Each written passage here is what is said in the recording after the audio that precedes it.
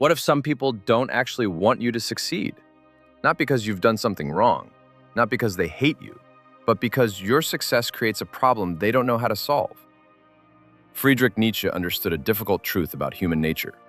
Sometimes the people who smile at you, support you, and encourage you are secretly hoping that you never rise too far. Not because they are evil, but because your growth forces them to confront themselves. And today, you'll discover why. Think about what happens when someone around you begins to change. They become healthier, more disciplined, more confident, more successful. Suddenly, the familiar version of that person disappears, and that makes many people uncomfortable. Most people assume jealousy is obvious. They imagine anger, hostility, open criticism. But real jealousy is often much quieter. It hides behind concern, behind advice, behind seemingly innocent comments. Are you sure this is a good idea? Don't get your hopes up. You've changed. You used to be different. The words sound harmless, but sometimes they reveal something deeper, because your success creates an invisible comparison, and comparison can be painful. Imagine two friends. Both talk about starting a business. Both talk about getting in shape. Both talk about improving their lives. Years pass.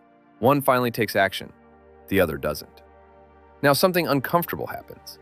The successful friend becomes living proof that change was possible all along. Every achievement becomes a reminder of the opportunities that were ignored. Every step forward exposes years of excuses, and many people would rather attack the evidence than face the truth. Nietzsche believed that people often create explanations to protect their ego. Instead of admitting that they avoided risk, they convince themselves that success is meaningless. Instead of asking why they remain stagnant, they criticize the person who moved forward. This is why some people secretly need you to fail. Your failure restores their comfort. If you fail, they don't have to question themselves. If you fail, their excuses remain valid. If you fail, the uncomfortable comparison disappears, and suddenly the world feels fair again. This pattern appears everywhere, in friendships, families, relationships, workplaces. You announce a new goal. At first, everyone seems supportive. Then progress begins, and the reactions slowly change. The jokes become sharper.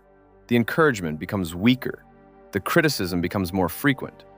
Not because your dream became worse, but because it became real.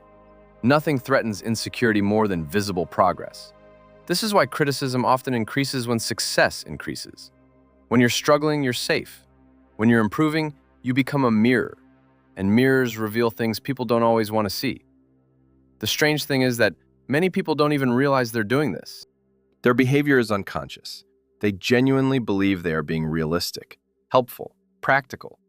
But beneath those words often hides a deeper emotion: fear. Fear of being left behind, fear of inadequacy, fear of confronting wasted potential. Nietzsche understood that human beings rarely suffer from reality itself. They suffer from what reality reveals about them.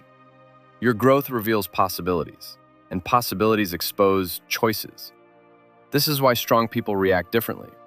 When confident people see your success, they become inspired. They see evidence that improvement is possible. They see motivation, direction, opportunity. But insecure people experience the same success as a threat. The event is identical. The interpretation is completely different.